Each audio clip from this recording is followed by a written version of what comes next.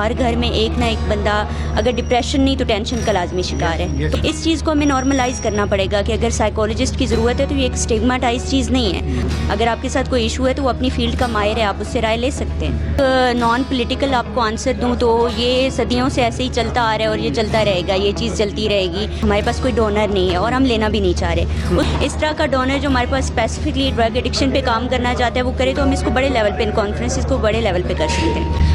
السلام علیکم, دس از می عفان خان. اس وقت اسلام آباد کی بڑی مشہور پرسنالٹی اقرا موجود ہیں. آئیے آج ہم ان سے آج کا دن کیوں اہم ہے اس پر بات کریں گے. میڈم کیا حال ہیں آپ؟ السلام علیکم جی, اللہ کا شکر, تھینک یو. پہلے آنے کا شکریہ, آپ اسلام آباد میں آئے, ہم نے ہوسٹ کی یہ جو کانفرنس ہے 7th کانفرنس ہے, تھینک یو سو مچ. اچھا madam, civil society network کا ویژن کیا ہے اور اپ کمنگ فیوچر پلان کیا ہے؟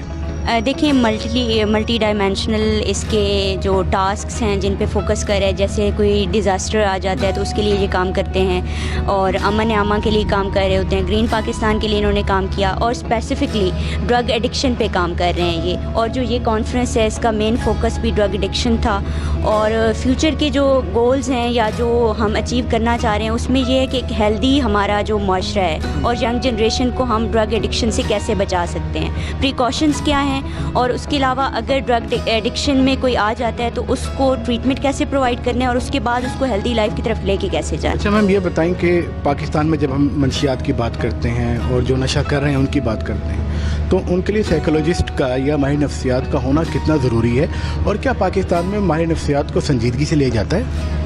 اس پہ بدقسمتی سے بالکل نہیں. اسپیشلی سائیکولوجسٹ کا اگر کہا جائے تو میں خود سائیکولوجسٹ ہوں, اور اس پہ اگر میں بات کروں تو ہماری اپنی یونٹی نہیں ہے. ہم خود ایک دوسرے کے اگینسٹ چل رہے ہوتے ہیں, یا ہمیں لگ رہا ہوتا ہے کہ اگر کوئی سائیکولوجسٹ آگے جا رہا ہے تو بجائے اس کو سپورٹ کرنے کے ہم کرٹیسائز. اور آپ نے شاید اس میٹنگ میں بھی دیکھا ہوگا, یہ چیزیں دیکھی ہوں گی. اس کے علاوہ یہ ہے کہ سائیکولوجسٹ اپنی فیلڈ چھوڑ کے اور فیلڈز میں چلے جاتے ہیں. اور جیسے آپ نے کہا کہ سائیکولوجسٹ کتنا ضروری ہے, تو یہ تو آپ اسی چیز سے اندازہ لگا لیں کہ میں جتنا اپنا ایکسپیرینس کہوں یا جتنا میں نے آبزرو کیا ہے تو ہر گھر میں ایک نہ ایک بندہ اگر ڈپریشن نہیں تو ٹینشن کا لازمی شکار ہے. تو اس کے لیے اگر آپ میڈیکیشن تک نہ بھی جائیں لیکن آپ کو سائیکولوجسٹ کی لازمی ضرورت ہوتی ہے. اس چیز کو ہمیں نارملائز کرنا پڑے گا کہ اگر سائیکولوجسٹ کی ضرورت ہے تو یہ ایک اسٹگماٹائز چیز نہیں ہے, آپ نے اس کو نارملائز کرنا ہے. اگر آپ کے ساتھ کوئی ایشو ہے تو وہ اپنی فیلڈ کا ماہر ہے, آپ اس سے رائے لے سکتے ہیں. آپ کیا سمجھتی ہیں کہ ان فردر فیوچر کیا ہماری گورنمنٹ آف پاکستان جو ہے منشیات کے خاتمے کے لیے سنجیدگی سے اپنا کردار ادا کرے گی, یا بس جو سلسلہ چل رہا ہے ویسے ہی چلتا رہے گا؟ دیکھیں, اگر میں ایک نان پولیٹیکل آپ کو آنسر دوں تو یہ صدیوں سے ایسے ہی چلتا آ رہا ہے اور یہ چلتا رہے گا, یہ چیز چلتی رہے گی.